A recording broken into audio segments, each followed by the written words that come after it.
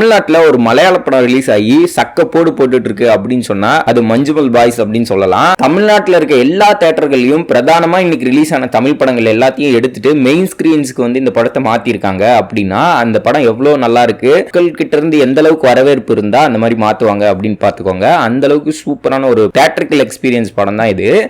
அந்த இடத்தோட உண்மையான பேர் என்ன தெரியுமா? சரி, இந்த படத்தோட கதை என்ன அப்படிங்கறத சிம்பிளா பாத்துருவோம். கேரளால மஞ்சுமல் அப்படிங்கிற ஒரு ஊர்ல இருந்து ஒரு குரூப் ஆஃப் ஃப்ரெண்ட்ஸ் வந்து ஒரு ட்ரிப் போலான்னு முடிவு பண்றாங்க. அந்த ட்ரிப் போற இடம் தான் வந்து கொடைக்கானல்ல இருக்க குணா கேவ். இந்த பசங்க இருக்கக்கூடிய கிளப்புக்கு பேர் வந்து மஞ்சுமல் கிளப் அப்படின்னு வச்சிருக்காங்க.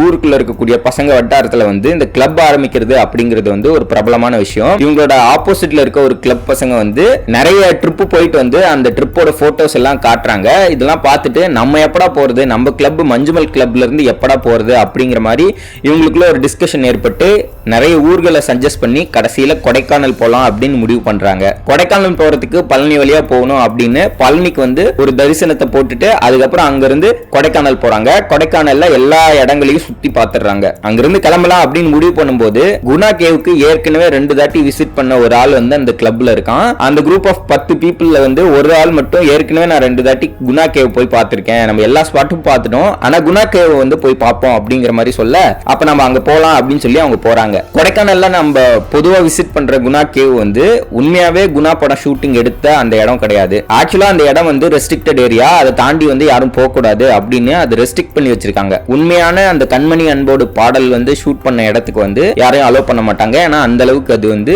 டேஞ்சரஸான இடம். இந்த பசங்க வந்து கொடைக்கானல்ல எல்லா இடத்துக்கும் சுத்தி பாக்குறாங்க. கரெக்டா அந்த ரெஸ்ட்ரிக்டட் ஏரியா அப்படின்னு சொல்லி குணா கேவுக்கு போறதுக்கு முன்னாடியே வந்து ஒரு போர்டு இருக்கும். அந்த போர்டு வந்து தமிழ்ல இருக்கிறதுனால அதை சரியா படிச்சு பார்க்காம இல்ல அங்க உள்ள போகணும் அப்படிங்கிற ஆர்வம் மிகுதினால அந்த கேட்டை தாண்டி உள்ள போகணும் அப்படின்னு நினைக்கிறாங்க. இதுக்கு முக்கியமான காரணம் இவங்க கேங்ல இருக்கக்கூடிய ஏற்கனவே 2 தாட்டி விசிட் பண்ண அந்த நபர் இருப்பார் இல்லையா, அவர் வந்து சொல்றாரு குணா ஷூட்டிங் பண்ண அந்த கேவ் வந்து உள்ள சூப்பரா இருக்கும், நான் 2 தாட்டி உள்ள போயிருக்கேன் அப்படிங்கிற மாதிரி சொல்றாரு. கண்டிப்பா நம்ம உள்ள போறோம் அப்படின்னு சொல்லிட்டு உள்ள ஏறி உள்ள போறாங்க. ஆக்சுவலா படத்தோட டீம் வந்து கமலஹாசன் அவர்களுடைய குணா படத்துல வர்ற அந்த கேவை வந்து அப்படியே செட்டு போட்டிருக்காங்க. படத்துல பாக்குறது எல்லாமே நமக்கு செட்டு தான், ஆனா செட்டுன்னு கொஞ்சம் கூட தெரியாத அளவுக்கு பயங்கரமான செட்டு போட்டிருக்காங்கன்னு சொல்லலாம். இந்த ஃப்ரெண்ட்ஸ் எல்லாரும் உள்ள இறங்கி உள்ள போய் பாக்குறாங்க. உள்ள போய் பார்த்துட்டு இருக்கும்போது பொதுவா நம்ம இந்த மாதிரியான டூரிஸ்ட் ஸ்பாட்டுக்கு போனா என்ன பண்ணுவோம், அங்க வந்து நம்மளோட பேரை எழுதி வைப்போம், கரியில எழுதி வைக்கிறது, பெயிண்ட்ல எழுதி வைக்கிறது, அந்த மாதிரி பண்ணுவோம் இல்லையா. அங்க இருந்த ஒரு பெயிண்ட் டப்பாவை எடுத்து அங்க வந்து மஞ்சுமல் பாய்ஸ் அப்படின்னு எழுதி வைக்கிறாங்க. குணா படம் பாத்தீங்கன்னா அந்த கண்மணி அன்போடு காதலன் இருக்கும் இல்லையா, அந்த இடம் தான் எக்ஸாக்டா அந்த இடம். கமல் அவர்கள் வந்து பாட்டு பாடிக்கிட்டே சில பாறை மேல ஏறி போவார் இல்லையா, அந்த மாதிரி மேல இருக்க பாறையில வந்து அதை எழுதிட்டு அங்க 2-3 பேர் நின்றுட்டு இருப்பாங்க. கீழே இருக்கக்கூடிய 2-3 ஃப்ரெண்ட்ஸை கூப்பிட்டு மஞ்சுமல் பாய்ஸ் கரெக்டா எழுதி இருக்கா எப்படி இருக்கு அப்படின்னு சொல்லி கூப்பிட்டு கேட்பாங்க.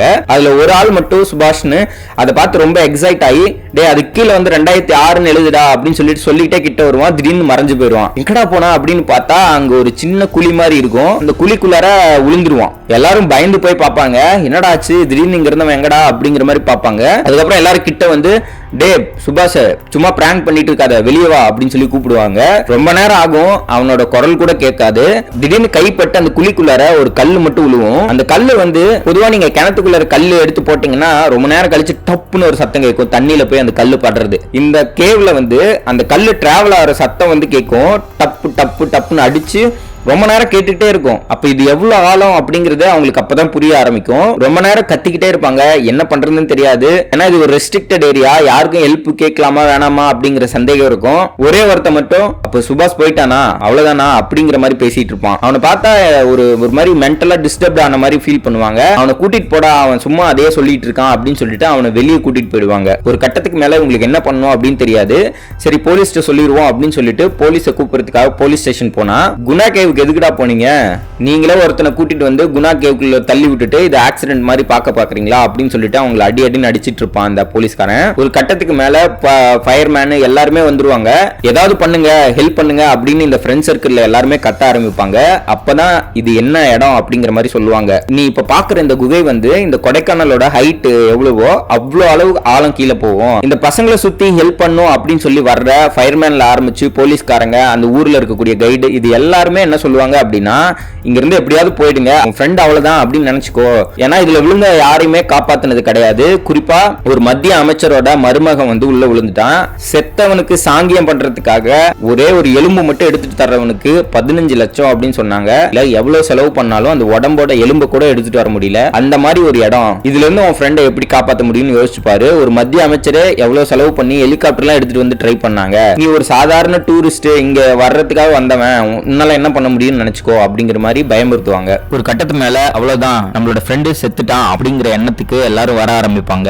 போலீஸ்காரங்களும் இதுக்கு மேல இங்க இருக்க கூடாது, ஈவினிங் ஆயிட்டு இருக்கு, மழை வர மாதிரி இருக்கு, எல்லாரும் கிளம்புங்க அப்படின்னு சொல்ல ஆரம்பிப்பாங்க. கடைசியா ஒரே ஒரு தாட்டி மட்டும் அவனை கூப்பிடலாம் அப்படின்னு சொல்லிட்டு ஒரே ஒரு ஃப்ரெண்டு மட்டும் போய் சுபாஷ்னு கிட்ட போய் உட்காந்து கத்த ஆரம்பிப்பான். அவனுக்கு மட்டும் லைட்டா ஏதோ ஒரு குரல் கேட்கிற மாதிரி இருக்கும். அந்த குரல் வந்து அவன் உடம்பு ஃபுல்லா பயங்கரமான அடிபட்டு சகதியா இருக்கக்கூடிய அவன் உடல்ல இருந்து அவன் கத்த சத்தம் மட்டும் மேல லைட்டா கேட்கும். அவன் உயிரோட தான் இருக்கான் அப்படிங்கறது தெரிய ஆரம்பிச்சதுக்கு அப்புறம் தான் அவனை காப்பாத்துறதுக்கான முயற்சிகளை எடுக்க ஆரம்பிப்பாங்க. ஒரு கட்டத்துக்கு மேல ஃபயர்மேன்லாம் எல்லாரும் வந்துருவாங்க.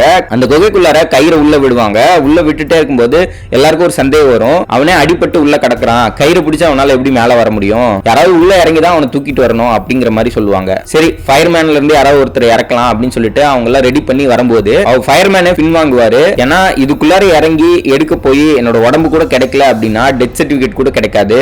அப்புறம் என் பொண்டாட்டி பிள்ளைங்க எல்லாம் நடுத்தருவில் நிற்பாங்க.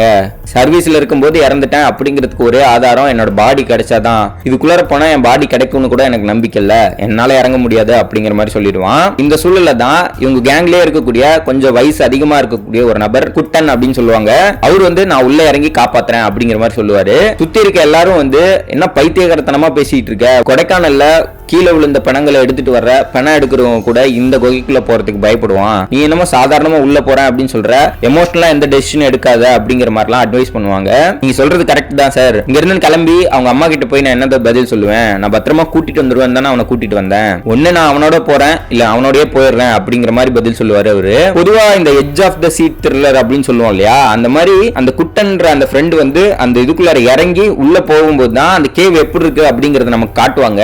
அந்த சுபாஷ்ங்கிற அந்த ஃப்ரெண்ட் வந்து எப்படி அது அந்த உடல் அப்படி எப்படி விழுந்து போகும் அப்படிங்கறத காட்டியிருப்பாங்க. அந்த பிக்சரைசேஷன்லாம் செமையா இருக்கும். அந்த உடல் அப்படியே டப்பு டப்பு டப்புன்னு அடிச்சு உள்ள போய் எப்படி விழுந்திருக்கும்னா உடம்பெல்லாம் சகதியா இருக்கும். உள்ள கேவுக்குள்ள வந்து ஒரு டனல் மாதிரி இருக்காது, இந்த போர்வெல்ல கீழே விழுவாங்க இல்லையா அந்த மாதிரி ஒரு டனலா இருக்காது. அது வந்து ஒரு இசட் சேஃப்ல இருக்கும். இப்படி ஒரு கல் இருக்கும், அதுக்கப்புறம் இப்படி வளைஞ்சு வளைஞ்சு வளைஞ்சு வளைஞ்சு போற மாதிரி இருக்கும். அதுல ஒரு பாறையில வந்து இப்படி படுத்து காலை மட்டும் கீழே விட்ட மாதிரி விழுந்திருப்பாரு. அது கிட்டத்தட்ட அங்கிருந்து சறுக்கு கீழே விழுந்துருமோ அந்த உடம்பு அப்படிங்கிற மாதிரி தான் நமக்கு பாக்குறவங்களுக்கு இருக்கும். அதுக்கப்புறம் அவங்களோட ஃப்ரெண்டு குட்டன்றவர் வந்து உள்ள போக போக நமக்கு அந்த பாறையை காட்டிக்கிட்டே இருப்பாங்களே தவிர, பொதுவா இந்த மாதிரியான சர்வைவல் த்ரில்லர் படங்கள்ல வந்து இந்த குழிக்குள்ள விழுந்தவங்களை காப்பாத்த போறாங்க அப்படின்னா காப்பாத்த போறவங்க எங்க இருக்காங்க, விழுந்த உடம்பு வந்து எங்க இருக்கு அப்படிங்கிற அந்த டிஸ்டன்ஸை வந்து நம்ம காட்டிக்கிட்டே இருப்பாங்க. இந்த சீன்ல மட்டும் எப்படி இருக்கும் அப்படின்னா, அவர் வந்து இறங்கிட்டே இருப்பாரு, ரொம்ப நேரம் ஆகியும் வந்து அவர் போயிட்டே இருக்க மாதிரி தான் தெரியும். கயிறை உள்ள விடுங்க அப்படின்னு சொல்லிட்டு கேட்டுட்டே இருப்பாரு. பாக்குற நமக்கு எப்படி இருக்கும் அப்படின்னா, எங்க தாண்டா உடல் இருக்கு, நீ எங்க இருக்கடா, எப்படா ரீச் பண்ணுவ அப்படிங்கிற அந்த ஒரு பயத்தை வந்து நமக்கு உருவாக்கிக்கிட்டே இருப்பாங்க. ஒரு கட்டத்துக்கு மேல 100 அடியை தாண்டிடும், 120 அடியை தாண்டிடும், கயிறு தீர்ந்துடும். கயிறு தீர்ந்துருச்சு அப்படின்னு சொல்லி கீழே இருந்து அவனுக்கு இன்ஸ்ட்ரக்ஷன் கொடுத்துட்டே இருப்பாங்க. கயிறு தீர்ந்துச்சுன்னா இன்னொரு கயிறு போட்டு கீழே இறக்குங்கடா அப்படிங்கிற மாதிரி சொல்லுவான் உள்ள இருந்துட்டு. ஆனா ஃபயர்மேன் என்ன சொல்லுவாரு அப்படின்னா, 120 அடிக்கு கீழே போயிட்டா ஆக்சிஜன் லெவல் கம்மியாயிடும், உள்ள போன இவனுக்கும் உயிரளவு ஆபத்தாயிடும் அப்படின்னு சொல்லிட்டு ஃப்ரெண்டை வச்சு அவனுக்கு அந்த கம்யூனிகேட் பண்ணுவாங்க. டே கயிறு தீர்ந்துருச்சு, இதுக்கு மேல போனீங்கன்னா ஆக்சிஜன் இருக்காது, மேல வந்துடுறா அப்படின்னு அட்வைஸ் பண்ணுவாங்க. எல்லாரும் அட்வைஸ் பண்ணுவாங்க, கிறுக்குத்தனம் பண்ணாத, உன் உயிரும் போயிடும், மேல வந்துரு அப்படின்னு சொல்லுவாங்க. உள்ள வந்து அந்த குட்டன்ற உள்ள போனார் இல்லையா, அவர் வந்து என்ன சொல்லுவாருன்னா, டே சுபாஷோட குரல் எனக்கு கேக்குதுடா, கிளியரா கேக்குது, எப்படிடா என்ன மேல வர சொல்ற, இன்னும் கொஞ்சம் தூரம் டாண்டா, ஓரளவுக்கு கிட்ட வந்துட்டேன்னு நினைக்கிறேன்டா, எவ்வளவு தூரம் இருந்தாலும் நான் அவனை போய் பார்க்காம வரமாட்டேன்டா, கயிறை போட்டு உள்ள இறக்குங்கடா அப்படிங்கிற மாதிரி கீழே இருந்து கத்துவாரு. அதுக்கப்புறம் கயிறை போட்டு மறுபடியும் உள்ள இறக்குவாங்க. பார்த்தா 120 அடினா ஒரு 5 அடியிலேயே மறுபடியும் உடல் இருக்கும், கண்டுபிடிச்சிருவாரு. தூக்கி மேல கொண்டு வர ப்ராசஸும் வந்து ரொம்ப கஷ்டமான ப்ராசஸா இருக்கும். ஏன்னா உள்ள போகும்போது ஒரு ஆளோட பாடி மட்டும் அந்த கல்லுக்கு நடுவுல போய் போய் வரும். ஒரு கட்டத்துல வந்து ரொம்ப கஷ்டப்பட்டு எடுத்துட்டே வந்துட்டு இருப்பாங்க. பாதி தூரம் வந்ததுக்கு அப்புறம் அந்த கயிறு வந்து ஒரு கல் இடுக்கல வந்து மாட்டிக்கும், பிடிச்சி இழுப்பாங்க. 2 பேரும் சேர்ந்து மேல வருவாங்க பாருங்க.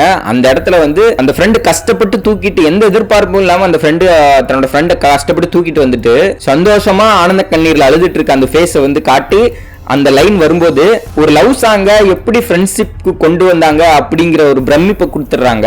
படம் முடிஞ்சு வந்து ஒரு 2-3 மணி நேரம் வந்து நம்ம மைண்டுக்குள்ள அந்த போர்ஷன் மட்டும் பயங்கரமா ஓடிக்கிட்டே இருக்கு. இன்னைக்கு சோஷியல் மீடியால இந்த படத்தை பத்தி பேசுறவங்களும் அந்த குறிப்பான அந்த சாங் பிளேஸ்மெண்ட் இருக்கக்கூடிய அந்த இடம் மட்டும் பயங்கரமா பேசுறாங்க. அதுக்கப்புறம் பாத்தீங்கன்னா அந்த உடம்பை தூக்குறது கூட அந்த குணா படத்துல வந்து கமல் அபிராமியை தூக்குற மாதிரியான ஒரு ஃபீலை வந்து கொடுத்திருப்பாங்க. அவங்க ஃப்ரெண்ட் வெளியே எடுத்துட்டு வர்ற வரைக்கும் ஒரு சீக்வன்ஸ் பண்ணிருப்பாங்க. அது ஃபுல்லாவே அந்த பாட்டு வச்சுதான் அந்த சீக்வன்ஸ் இருக்கும். தீப்பந்தத்துல எடுத்துட்டு அந்த ஃப்ரெண்ட்ஸ்ல ஓடி வர்றது வந்து பயங்கர எமோஷனலாவும் செம்மையா எடுத்திருந்தாங்க அந்த சீன்ஸ்லாம். சரி, ஒரு ஃப்ரெண்டை காப்பாத்திட்டாங்க, இதுதான் கிளைமேக்ஸ் அப்படின்னு பார்த்தா ஆக்சுவலா இந்த கிளைமேக்ஸ் வந்து அடுத்த கட்டத்துக்கு போகும். அந்த ஊர்ல இவங்களை எப்படி பாக்குறாங்க அப்படிங்கிற மாதிரி. இந்த பசங்க எல்லாம் ஊருக்கு போய் என்ன பண்ணுவான் அப்படின்னா, சுபாஷ்க்கு என்னாச்சு அப்படின்னா ஃபால்ஸ்ல வலிக்கு விழுந்துட்டான், தண்ணி ஊத்திக்கும் போது வலிக்கு விழுந்துட்டான் அப்படிங்கிற மாதிரி போய் சொல்லிடுவாங்க.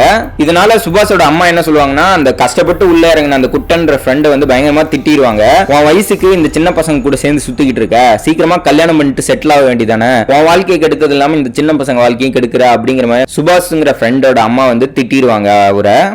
அந்த சீன்லாம் செம்ம எமோஷனலா இருக்கும். ஏன்னா அவங்க புரியாம திட்டுறாங்க. அவங்க அம்மாவுக்கு அவங்க பையனை பார்க்கும்போது ரொம்ப கஷ்டமா இருக்கு. ஆனா அந்த பையன் உயிரோட வர்றதுக்கு அவன் எவ்வளவு பெரிய விஷயம் பண்ணியிருக்கான் அப்படிங்கிறது அவங்களுக்கு தெரியாது. அதுக்கப்புறம் ரொம்ப நாள் கழிச்சு தமிழ்நாட்டில் வந்த ஒரு நியூஸ் ஆர்டிக்கல் வந்து அவங்களுக்கு போய் சேரும். அதை பார்த்ததுக்கு அப்புறம் அவங்க அம்மா வந்து நேரடியாக அவங்க வீட்டுக்கு போய் அவரை வந்து கட்டி பிடிச்சி அழுவுவாங்க. அந்த சீன்லாம் பயங்கர எமோஷனலாக இருந்தது. ஓவராலாக இந்த படம் வந்து தேட்டரில் பார்க்கறதுக்கான ஒரு முக்கியமான படம். ப்ராப்ளி நான் பண்ணுற பெரிய வீடியோ இதுவாக தான் இருக்கும்னு நினைக்கிறேன். என்னோட எக்ஸ்பீரியன்ஸ் ஃபுல்லாக நான் சொல்லணும் அப்படின்னு நினச்சேன். நம்ம சேனலை சப்ஸ்கிரைப் பண்ணிவிட்டு இந்த வீடியோவை உங்கள் ஃப்ரெண்ட்ஸ்க்கு ஷேர் பண்ணுங்கள்.